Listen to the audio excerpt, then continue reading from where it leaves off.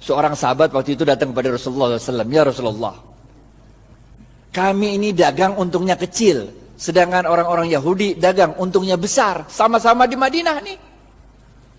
Nabi kaget, kok bisa begitu? Barangnya sama, sama katanya. Kok bisa orang Yahudi untungnya gede, kalian untungnya kecil? Para sahabat menjawab, kami kalau dagang ngikutin caramu berdagang ya Rasul. Rasul tambah kaget lagi lah. Bagaimana caranya? Kami kalau dagang jujur. Kalau orang mau beli 1 kilo, saya nggak ngurangin timbangan, tetap 1 kilo. Kalau mau beli 1 meter, tetap 1 meter, nggak ngurangin ukuran. Sedangkan orang Yahudi, kalau dagang, curang, ngurangin timbangan, ngurangin ukuran. Makanya labanya, untungnya gede. Sedangkan kami untungnya kecil. Udah jujur belum tuh? Udah jujur belum tuh? Udah jujur kan? Udah jujur kan? Apa kata Rasul? Cara kalian berdagang salah. Maukah aku beritahu bagaimana cara berdagang yang benar? Rasulullah SAW mengatakan, kalau ada orang mau beli, ente jangan kurangin, ente lebihin. Ngerti gak? Ngerti gak? Di zaman saya kecil tuh, kalau orang jual kacang tuh, habis di sendok 2 biji, ditambahin dikit, biar anget. Ngerti gak? Kalau jual duku tuh, habis ditimbang, tambahin dikit, biar anget. Bener gak? Jual daging, potong tuh, habis itu tambahin dikit, biar anget. Tahu gak? Apa yang kejadian? Orang-orang yang biasa belanja di pasar Madinah, orang Yahudi, sekarang pindah ke tempatnya orang Muslim. Karena pertama, orang ngomong dari mulut ke mulut. Kalau belanja di pasarnya orang Islam aja enak, 1 kilonya berat. Kalau tempat orang Yahudi 1 kilo enakan pasar orang Islam, kalau 1 kilonya banyak. Kalau tempat orang Yahudi 1 kilonya dikit. Ini rahasia yang pertama. Rahasia yang kedua, tiap kali dia jualan kan berarti dia sodakoh. Ngelebihin, bener gak? Kalau sodakoh ente ngundang barokahnya Allah. Paham gak? Paham gak? Jadi Bapak Ibu sekalian, ini kita tarik 2 pelajaran penting. Yang pertama, kalau bisnis jangan curang. Ngapain bisnis curang? Bener gak? Kita orang Islam men. Kalau ente orang Islam, sholat tapi bisnis curang, enggak oke. Yang pertama nih, bisnis jangan curang. Jangan ngurangin timbangan, jangan ngurangin hak pembeli. Yang kedua apa ya? Yang kedua, kalau bisnis itu banyakin sodakoh, ngejar barokah. Makanya kita diajarkan oleh Rasulullah SAW sebuah doa yang sangat ada yang tahu doanya? Doa mau makan, doa mau makan, doa mau makan, doa mau makan, doa mau makan. Woi gocap woi, ya bu. Allahumma barik lana, gocap.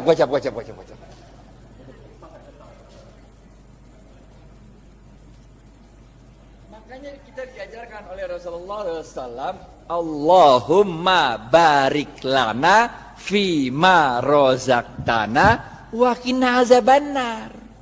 Wahai Allah, berkahilah seluruh rezeki yang Engkau berikan pada kami dan jauhkan kami dari siksa api neraka. Ini doanya begini nih. Paham gak? Paham gak? Jadi kalau bisnis mau sukses, pertama ente kudu jujur. Tapi jujur aja kagak cukup, kita juga harus cerdas, harus fatonah, harus tabligh, benar ya? Ente jujur tapi bego, ya udah ente selamat dunia tapi ente senep. Ente harus jujur, cerdas, dan jangan lupa apa? Cari barokahnya Allah. Karena Rasulullah SAW mengatakan dalam sebuah hadis, bapak-bapak nggak ada yang nunjuk nih, gocap. Khairun nas anfa'uhum, gocap. Ini dari Ustadz nih, halal atau ibah nih.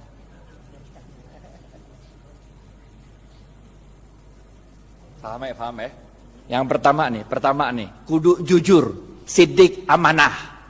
Sidik jujur kepada Allah. Kalau Allah bilang haram, tinggalin aja dah. Amanah, itu kalau dikasih kepercayaan sama orang jangan dirusak, pegang baik-baik, benar gak?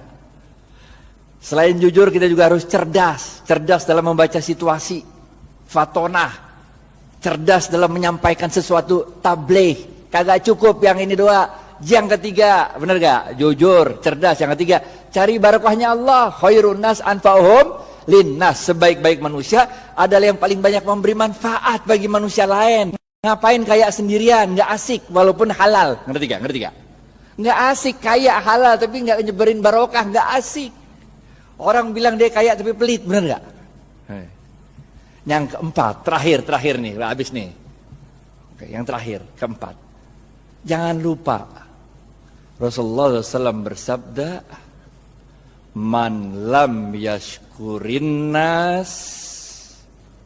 Susah ya? Pilihan berganda. A, man lam yashkurin nas lam yashkurillah. B, man lam A atau B? A.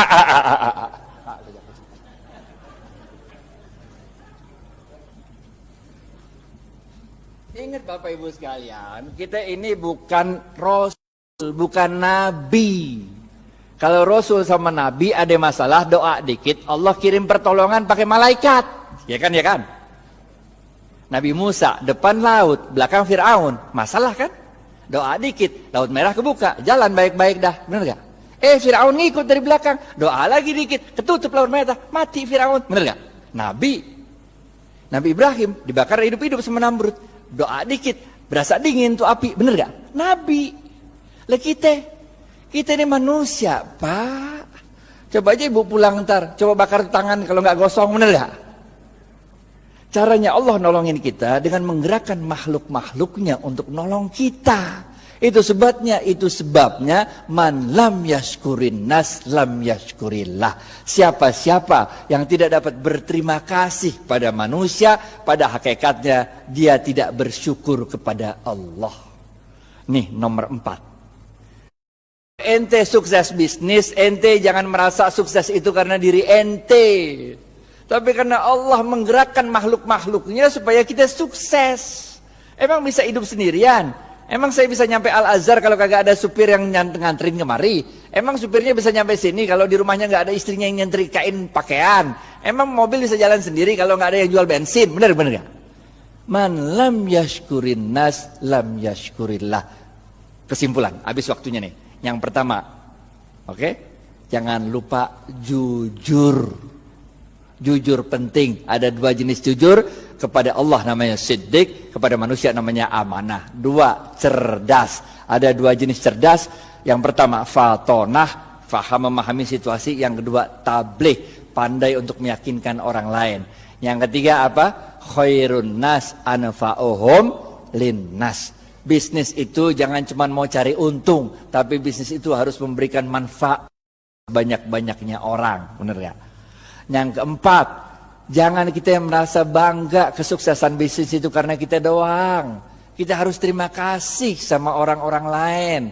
Karena man lam yashkurin nas lam yashkurillah. Siapa-siapa yang tidak dapat berterima kasih pada manusia, pada hakikatnya dia tidak dapat bersyukur kepada Allah.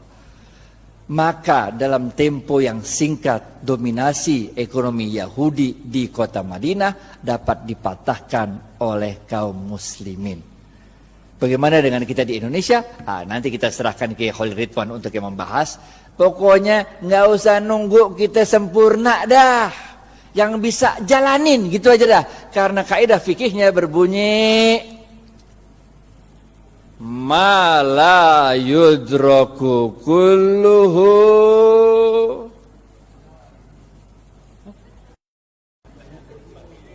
gocap.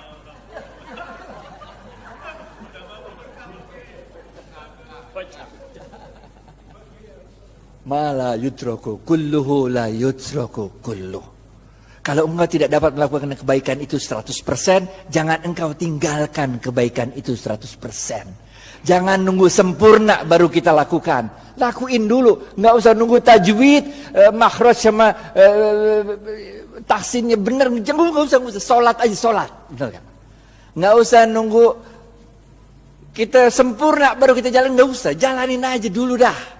Karena dalam sebuah hadis qudsi Allah mengatakan, amalkan apa yang engkau ketahui, niscaya akan aku beritahu apa yang tidak engkau ketahui. Jalanin aja, jalanin. Karena barokah fil harokah. Barokah itu adanya dalam harokah, dalam pergerakan. Jalanin aja, kayak Siti Hajar lari dari Safa ke Marwah, bener gak? Itu kan lucu, coba udah Safa Marwah lari-lari 7 kali bolak-balik, kagak ada air, bener gak? Yang nemuin air siapa? Ismail. Yang capek lari siapa? Hajar. Nggak penting men siapa yang nemuin air, bener gak? Yang penting inna sofa wal marwata min sa'airillah. dicatat sama Allah, usahanya hajar itu dicatat sebagai min sya'airillah, tanda-tanda kebesaran Allah. Nggak penting kalau kita usaha tuh bahwa kehebatan usaha kita itu dinikmati oleh kita, nggak penting. Bahkan ketika besok pun mau kiamat, kalau punya bibit lu tanam, ngerti ya? Terima kasih banyak. Billahi taufiq wal hidayah. Assalamualaikum warahmatullahi wabarakatuh.